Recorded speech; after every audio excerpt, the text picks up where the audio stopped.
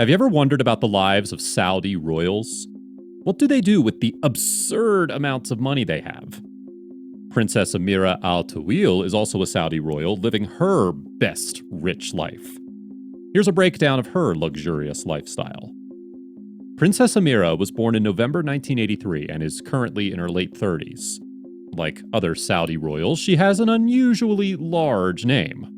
Her full name is Amira bint Aden bin Nayef Al Tawil Al Otaibi, and she was born into a non-royal cadet branch of the Saudi dynasty. This means that even though she had a comfortable life, she wasn't directly part of the royal clan. When she was young, Amira gained popularity amongst the Saudis because she was extremely pretty. She has the most beautiful eyes and sharp Arab features that make her stand out. And as a result of this, she became extremely popular in the West for being one of the most beautiful Saudi princesses in the world. Amira was born in Riyadh, Saudi Arabia. Her father, Aden bin Nayef Al Tawil Al Otaibi, left her and her mother when Amira was very little. After this, she was raised by her divorced mother and her grandparents, who also lived in Riyadh. Things weren't always great at home, and Amira faced some financial issues when she was younger. But her life was about to get a whole lot better very soon. This happened when she fell in love with Prince Al-Walid bin Talal when she was only 18 years old. You might be a little surprised, but Al-Walid was 28 years older than her and met her when the princess was interviewing for a school paper. They both dated each other for a while and then decided to get married in 2008. But their marriage started to experience some problems and the couple divorced in November 2013. And because of her divorce, she is no longer a princess.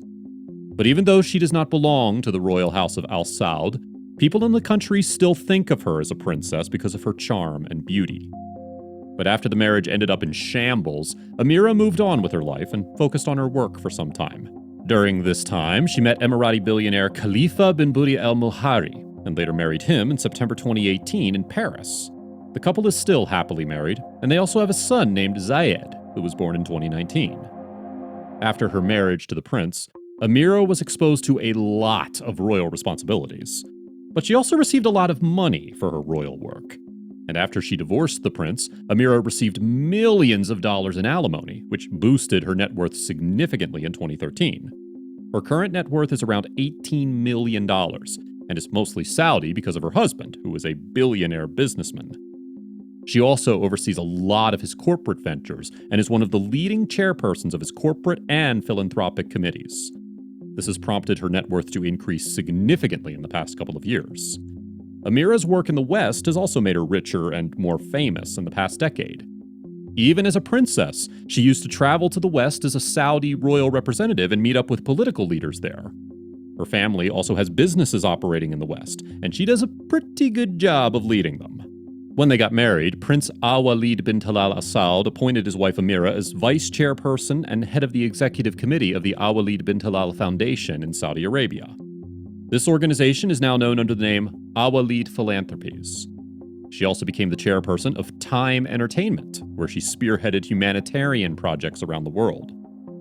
Even though her work was mostly based in Saudi Arabia, Amira was sensitive to the problems faced by people all around the globe and wanted to make life better for disadvantaged people. This is also why she started working at the Foundation. If you didn't already know, the Foundation is an international non-profit organization dedicated to supporting programs and projects aimed at poverty alleviation, interfaith dialogue, disaster relief, and women's empowerment. Amira has been extremely vocal about women's rights in the past, which was something that did not sit too well with the royal family in her home country. This is also why she had to censor herself a lot when she was speaking about women's rights in Saudi Arabia. But now that she's no longer a princess, Amira openly advocates for women's rights and talks about how difficult life can be for women in her country. It's clear that Princess Amira loves helping people and making a difference in their lives. She also did a lot of charitable work when she was the chairperson of Kingdom Holding Company. This was during the time she was married to her first husband. And as a result of this, she also got the chance to travel extensively on behalf of the Al-Walid bin Talal Foundations and has visited more than 71 countries in the past. During this time, she inaugurated the Al-Walid bin Talal Village Orphanage in Burkina Faso, and then also traveled to Pakistan to provide aid and relief to the country's flood victims at the time. Together with the late Prince Philip, Amira also formally inaugurated the Prince Awalid bin Talal Center of Islamic Studies at the University of Cambridge, where she was also given an 800th anniversary medal for outstanding philanthropy. Even though she's not a princess anymore, Amira has still recently collaborated with her ex-husband on a philanthropic effort when she spearheaded a relief mission to Somalia and oversaw the distribution of foundation-sponsored aid for poor people in the country. Amira is also a staunch feminist and cares deeply about women's rights efforts around the world. She has spoken out publicly in the United States on NBC's Today, CNN International, and NPR, as well as in Time magazine in support of women's rights in her home country. She mentioned how difficult it was for women to drive in her country and how sexist Saudi society was. But her statement wasn't taken too well by some conservatives in her country who even spoke out against her for standing up for women's rights. But as you might have expected, that did not stop Amira from making more public appearances, and she was recently interviewed by Charlie Rose on Bloomberg, where she spoke about her work for equal rights in Saudi Arabia through Al Walid Foundations.